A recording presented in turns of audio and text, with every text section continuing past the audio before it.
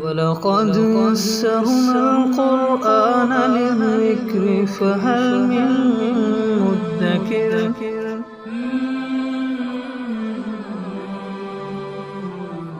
سورہ آل عمران آیت نمبر 137۔ اعوذ باللہ من الشیطان الرجیم، بسم اللہ الرحمن الرحیم۔ قد خلت من قبلکم سنن فسیروا فی الارض فانظروا کیف کان عاقبۃ المکذبین۔ ھذا بیان للناس وہدی وموعظۃ للمتقین۔ ولا تہنوا ولا تحزنوا وانتم الاعلون ان کنتم مؤمنین۔ تم سے پہلے بھی بہت ساری قومیں گزر چکی ہیں، تم لوگ زمین میں پھرو اور پھر دیکھو کہ رسولوں کو جھٹلانے والوں کا انجام کیا ہوا، نافرمانوں کے ساتھ اللہ تعالیٰ نے کیا کیا۔ ھذا بیان للناس، یہ لوگوں کے لیے اعلان ہے اور ہدایت ہے اور نصیحت ہے تقوی والوں کے لیے۔ سب لوگوں کو اس چیز کی اطلاع ہو جائے گی اور متقیوں کے لیے یہ رہنمائی کا اور نصیحت کا ذریعہ ہے۔ اگلی آیت مبارکہ میں جنگ احد سے متعلق جو صورتحال پیدا ہوئی تھی تو اس کو ختم کرنے کے لیے کچھ ہدایات دی گئی ہیں۔ اصل میں جنگ احد آپ حضرات کے سامنے ہے، پہلے بھی یہ واقعہ ذکر کیا جا چکا ہے چند دروس پہلے، کہ جو ایک پہاڑی پر یا ایک چھوٹے سے ٹیلہ سمجھ لیں آپ، اس کے اوپر چند حضرات صحابہ کرام کو مقرر کیا گیا تھا۔ تو ابتدا میں جب مسلمانوں کو فتح یا بھی نصیب ہوئی، کفار بھاگے ہیں، تو اس صورتحال کو دیکھ کر حضرت عبداللہ ابن جبیر رضی اللہ عنہ کی جو جماعت تھی، ان میں سے اکثر لوگ اختلاف کر کے وہ نیچے اتر آئے، اور جب وہ جگہ خالی دیکھی، یعنی چند افراد جب وہاں دیکھے، تو کفار نے وہاں سے آ کر حملہ کیا اور مسلمان بے خبری میں تھے، اور انہوں نے ادھر سے پچھلی جانب سے اتر کر مسلمانوں پر حملہ کر دیا، اور جو کفار دوڑ رہے تھے وہ بھی واپس ہو گئے، اور مسلمان اس طریقے سے دونوں طرفوں سے کفار کے نرغے میں آ گئے، اور اس میں 70 صحابہ کرام شہید ہوئے۔ تو اب ایک عجیب سی کیفیت تھی، کیفیت یہ تھی کہ 70 صحابہ کرام شہید ہوئے ہیں، اور مسلمانوں کے اوپر ایک غم اور افسوس کی کیفیت طاری ہے، اور دل کے اندر عجیب عجیب خیالات آ رہے ہیں کہ ہمارے ذمے تو انسانیت کی امامت کی ذمہ داری ہے، پتہ نہیں اب ہم نبھا سکیں گے یا نہیں نبھا سکیں گے، پتہ نہیں دوبارہ سے اب ہم اٹھ سکیں گے یا نہیں، کیا اب ہم اتنے کمزور ہو جائیں گے کہ دوبارہ کبھی ہم مقابلہ نہیں کر پائیں گے۔ تو اس طرح کے خیالات، اور یہ جو واقعہ ہوا تھا اس میں بھی آپ دیکھیں کہ اسباب میں سے ایک سبب تو یہی تھا کہ وہ جو 50 افراد کی جماعت تھی ان کا آپس میں اختلاف ہوا، اکثر یہ کہہ رہے تھے کہ اب ہمارے لیے یہاں رکنا، وہ حکم ختم ہو چکا ہے آپ علیہ السلام کا، اب ہمیں نیچے جانا چاہیے۔ دوسرے نمبر پر یہ ہوا کہ نبی پاک صلی اللہ علیہ وسلم کے فرمان کی، یعنی کہ جو آپ علیہ السلام کا ارشاد تھا کہ اس جگہ کو تم نے نہیں چھوڑنا، اس کے اندر کوتاہی ہو، تو وہ حضرات وہاں سے نیچے آ گئے۔ تو بہرحال یہ اب اس کے ہو جانے کے بعد یہ جب صورتحال پیدا ہوئی تو اللہ تعالیٰ نے آیت مبارکہ نازل فرمائی وَلَا تَهِنُوا وَلَا تَحْزَنُوا، کہ اب تم لوگ سست مت پڑو، کمزوری مت دکھاؤ، اور غمگین مت ہوو، بس جو ہو چکا وہ تو ہو چکا۔ وَأَنْتُمُ الْأَعْلَوْنَ إِن كُنتُم مُؤْمِنِينَ، تم ہی بلند رہو گے اگر ایمان اور اتقان کے اوپر باقی رہے، تو یہ نہیں ہے کہ تم اب ہمیشہ کے لیے مغلوب ہو جاؤ گے یا آئندہ تم لوگ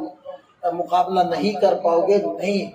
ایسا کچھ نہیں ہے۔ اگر تمہارا اللہ پر ایمان باقی رہا تو تم اسی طرح بلند رہو گے، اور ہمیشہ اللہ تعالیٰ تمہیں عزتوں سے نوازے گا۔ تو یہ ہمارے لیے بھی تو ہے،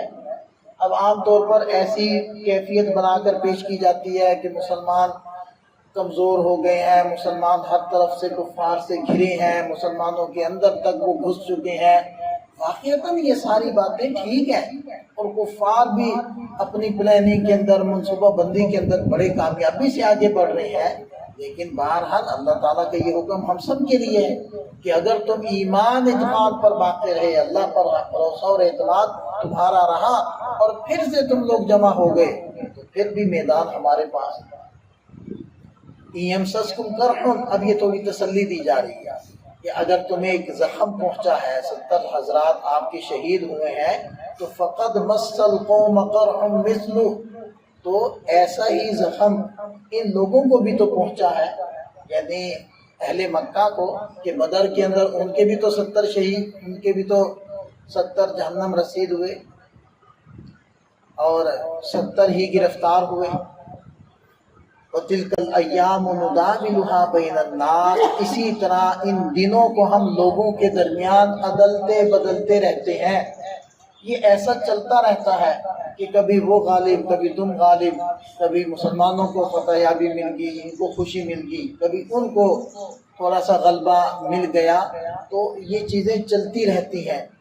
اور ایک مسئلہ یہ بھی ہوا تھا کہ مسلمانوں کو جب ابتدا میں یہ آواز لگی کہ نبی پاک صلی اللہ علیہ وسلم شہید ہو گئے ہیں، تو بہت سارے حضرات وہ از خود رفتہ ہو گئے، یعنی کہ حواس باختہ ہو گئے اور جنگ چھوڑ کر ایک طرف ہو گئے کہ اب تو آپ علیہ السلام نہیں رہے، تو اب ہم لڑ کے کیا کریں۔ تو یہ جو کیفیت تھی، اس کی بھی بارے میں آگے آیات آ رہی ہیں، ان کے بارے میں بھی آیات آ رہی ہیں، اور یہ کیفیت بھی اللہ تعالیٰ نے پیدا فرمائی۔ لیکن پھر جب مسلمانوں کو پتہ چلا کہ نہیں آپ علیہ السلام موجود ہیں، تو پھر سے مسلمان جمع ہوئے ہیں، اور اللہ تعالیٰ نے پھر سے مسلمانوں کو فتح دی ہے، اور کفار وہاں سے بھاگے ہیں، لیکن اس کے اندر بہت سارا نقصان ہو گیا، اور نبی پاک صلی اللہ علیہ وسلم پوری طرح زخمی ہوئے۔ تو بہرحال اللہ تعالیٰ نے ارشاد فرمایا کہ وَلِيَعْلَمَ اللَّهُ الَّذِينَ آمَنُوا، اور یہ سب کچھ اس لیے ہوا کہ اللہ تعالیٰ جان لے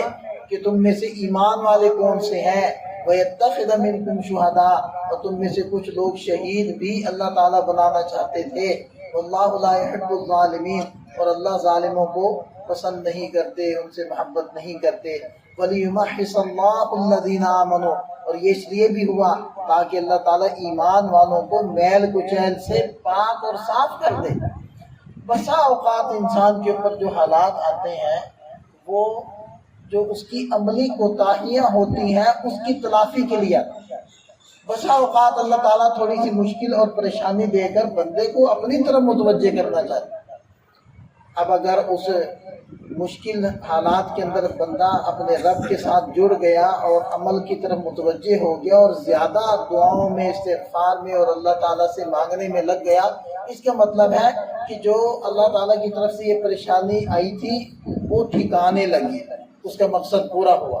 اور اگر بندہ اور زیادہ دور ہو گیا تو یہ ایک تکلیف آئی تھی